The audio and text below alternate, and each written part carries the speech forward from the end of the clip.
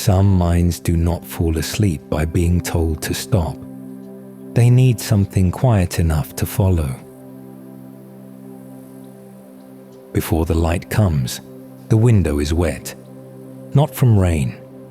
The sky has been clear since midnight, the air still, the stars visible through the glass. The wet is on the inner surface of the window, not the outer. Fine droplets, close together, covering the glass from the lower edge to a line that runs across the pane at roughly the height where the air in the room began to stratify during the night. The warmer air rising, the cooler air settling toward the floor. Below that line, the glass surface has been in contact with air that was cool enough to release its moisture. Above it, the air held what it had. The window did not collect this moisture in a single event. Each droplet arrived molecule by molecule over the hours of the night. As the room cooled, the air near the glass lost its capacity to hold water vapor at the rate it had held it at the warmer temperatures of the evening. The capacity of air to hold moisture falls as the temperature falls, not dramatically, not all at once, but continuously, each degree of cooling reducing what the air can maintain in suspension. At some point during the night, the air near the glass reached the temperature at which it could no longer hold all the moisture it was carrying. The excess left the air and arrived at the nearest surface. The droplets that are here now began forming hours ago. The first molecules arrived at the glass when the temperature at the surface first crossed the threshold, the point at which the air's capacity to hold moisture dropped below what the air actually held. The surface was the trigger. The cold glass offered a place where the transition from vapor to liquid could begin. Once the first molecules arrived and adhered, the surface became slightly warmer at that point. The energy released by the transition itself, a small amount, quickly absorbed by the glass. The next molecules arrived at a slightly different point, or when the glass had cooled again to the threshold. The pattern of droplets on the glass is the record of this process, where the surface was coldest first, where the air was most saturated, where the first molecules found the conditions they required to make the transition. The glass is a map of the night's humidity and temperature, written in water on its inner surface, still present now because the air in the room is still cold enough to keep it there. The droplets are not moving. They are at equilibrium. The rate at which molecules are still arriving from the air is matched by the rate at which molecules are leaving the droplet surface and returning to the air. The droplets are not growing and they are not shrinking. They are holding the state the current temperature and humidity require. True wisdom cannot be captured in words.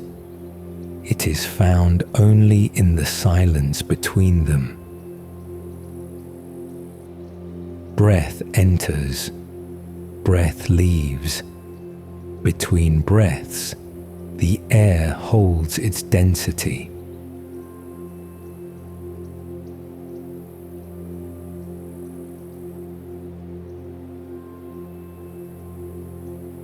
On the windowsill, there is a glass of water. It was left there last night, placed on the sill and not moved. The room cooled through the night. The water in the glass cooled with the room, losing heat through the glass walls of the container to the air surrounding it, the temperature of the water dropping toward the temperature of the air as the night progressed.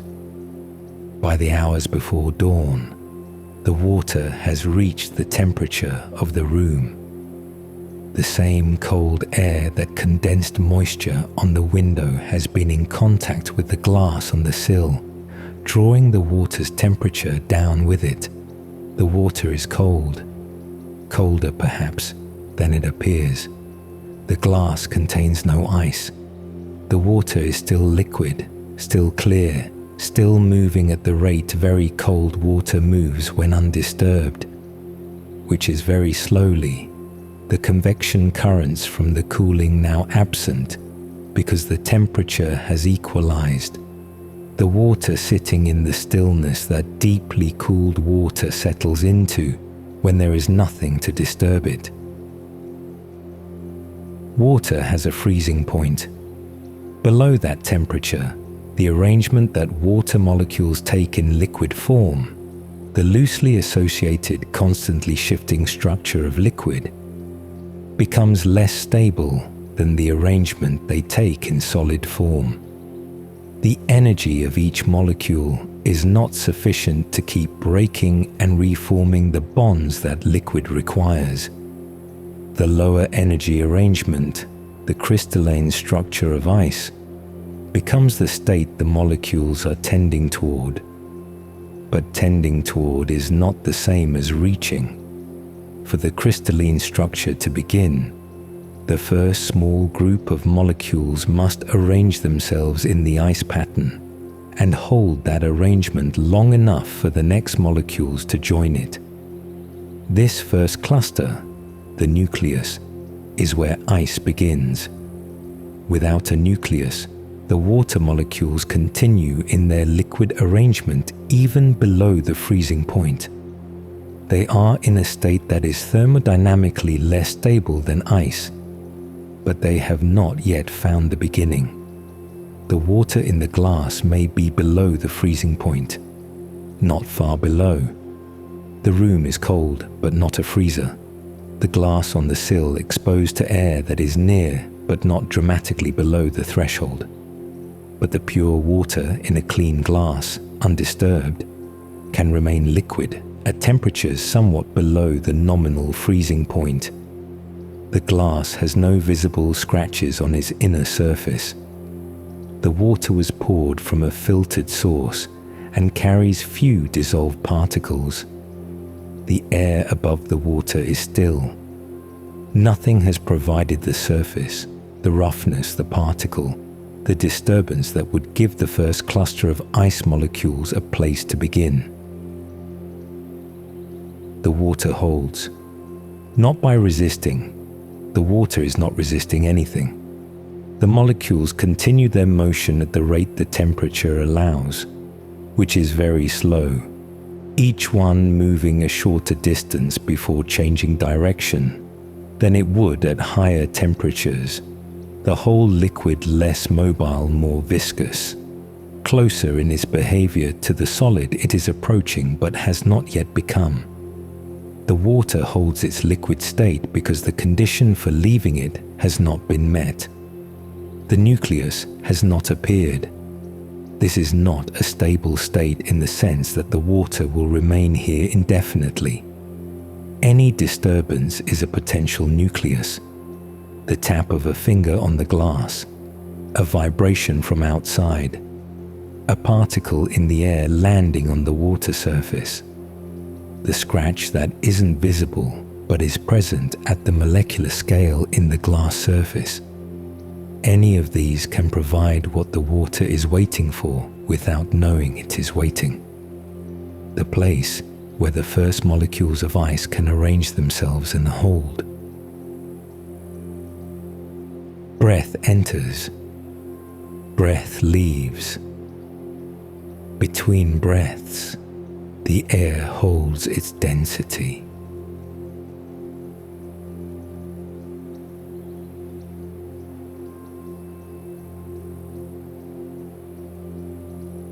If the nucleus appears, the change will seem sudden.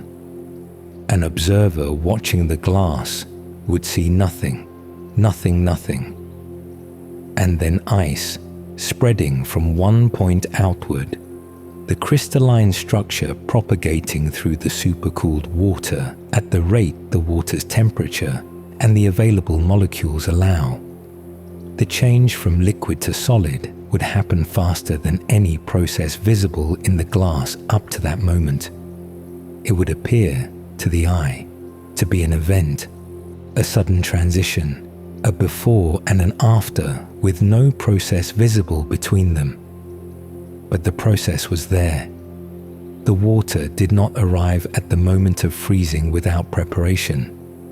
Every degree of cooling that brought the temperature below the threshold was preparation. Every hour of the night during which the water sat in the cold air, losing heat through the glass walls, approaching the state in which the crystalline arrangement would be more stable. All of this was preparation. The nucleus will not create the conditions for freezing. It will only satisfy the final requirement of a transition that has been accumulating since the water first began to cool.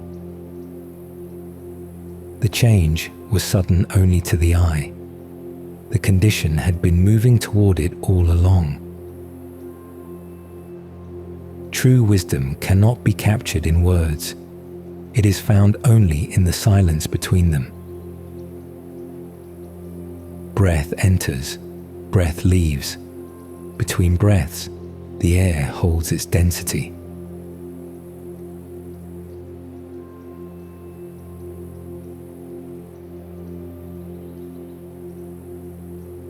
As the light begins outside, the room begins to warm. Not quickly. The air outside is still cold. The sun still below the horizon. The first light, the diffuse brightening that arrives before the source is visible. But the heat that is coming is coming. The temperature outside beginning its slow rise. The air of the room beginning to receive what the warming day will bring. The glass on the windowsill receives the first light on its surface. The water inside it begins to warm, slowly, at the rate the air allows, the same gradual process that brought it down through the night now running in reverse in temperature only. The water that warms in the glass this morning is not the water that was poured last night. Some of it is. The bulk of the liquid, the molecules that did not leave the surface during the night. But the glass surface has been exchanging molecules with the air all night.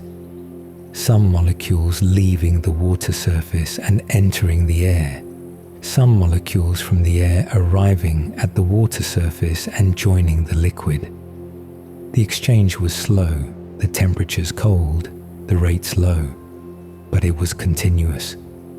The water that greets the morning has a slightly different composition from the water that entered the night. The droplets on the window begin to change. As the room warms, the air near the glass recovers its capacity to hold moisture. The temperature at the glass surface rises. The equilibrium that held the droplets, the balance between molecules arriving from the air and molecules leaving the droplet, tips. More molecules begin to leave the droplet surface than arrive. The droplets shrink. They do not disappear all at once. The largest droplets persist after the smaller ones have vanished. The droplets at the warmer upper region of the condensation zone clear before the ones at the cooler lower edge. The line that marked the boundary between the dry upper glass and the wet lower glass descends as the room warms, the condensation retreating downward toward the coldest region of the pane, the last droplets holding at the bottom edge where the glass surface is still below the temperature at which the air can reclaim them. The droplets that are gone did not disappear. The molecules in them return to the air. Individually, one by one, the same process of exchange that operates at every water surface at every temperature, now running in the direction that removes the liquid rather than building it. The molecules that were water on the glass are now water vapor in the air of the room, distributed through the air that the rising temperature has made able to receive them. They are present in the room. They are not present on the glass. Breath enters. Breath leaves. Between breaths, the air holds its density.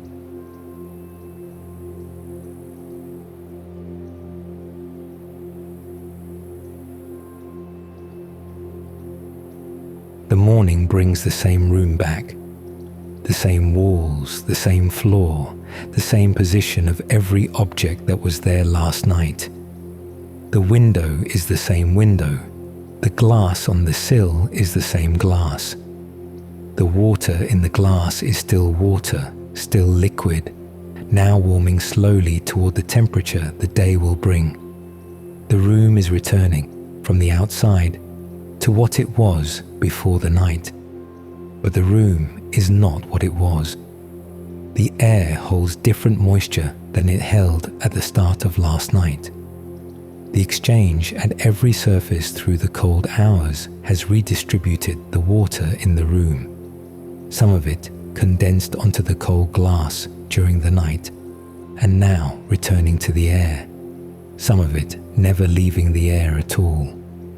The glass on the sill contains water that has exchanged some of its molecules with the air during the night. The window carries the history of its condensation in its surface. The oils from the glass surface microscopically redistributed by the contact with the droplets. The trace of the droplet pattern still present at the scale where the surface chemistry was altered, invisible to the eye but present in the material. Return is not reversal. The room that the morning recovers is a room that has been through a night.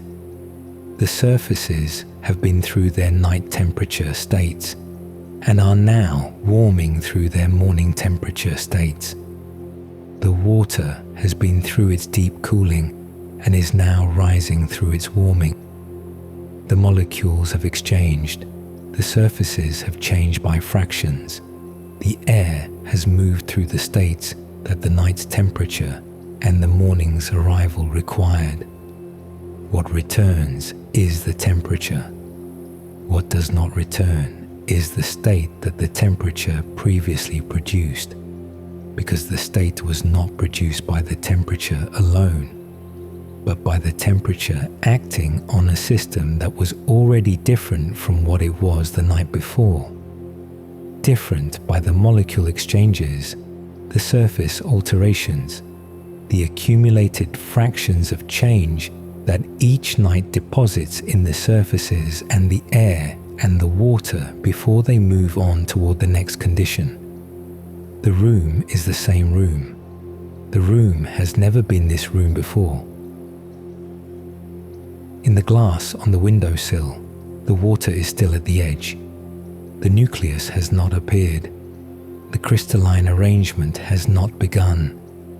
The temperature is rising now, moving away from the threshold, the water warming back toward the unambiguous liquid state it will occupy through the day. The moment of potential transition is passing without having occurred. The water will not freeze this morning, the supercooled state giving way not to ice but to warmth. The edge the water stood at, through the cold hours receding as the day approaches. But the condition that brought the water to that edge was real. The hours of cooling were real. The temperature below the threshold was real. The absence of the nucleus was not a failure of preparation. The preparation was complete. Everything was in place. The final condition, the one the water could not provide for itself, did not arrive.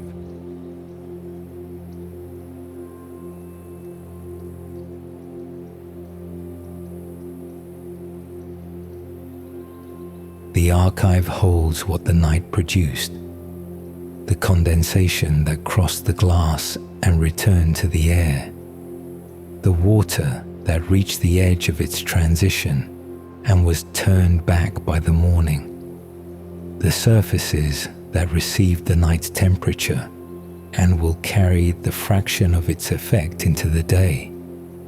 None of these were events in the sense of things that happened and were complete. They were states that moved through their conditions and arrived at the next conditions. The water cooling, holding, beginning to warm. The droplets forming, holding, beginning to leave. The room receiving the night and returning it to the morning in a form the night altered. The change that did not happen to the water in the glass was not an absence.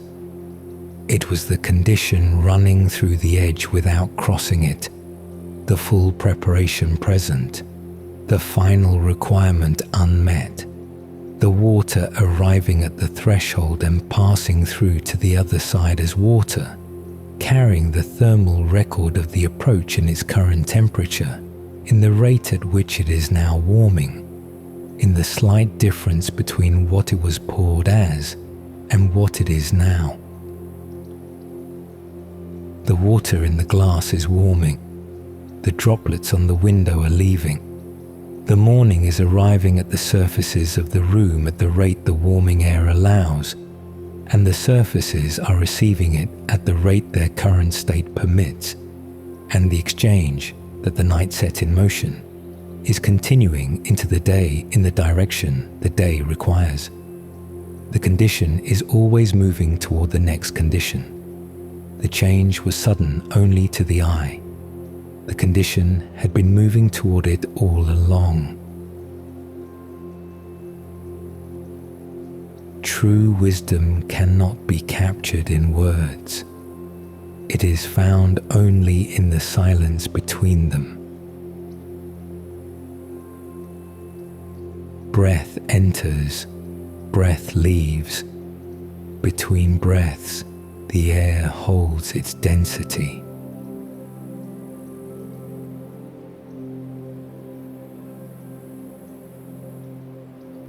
When night falls, the archive remains.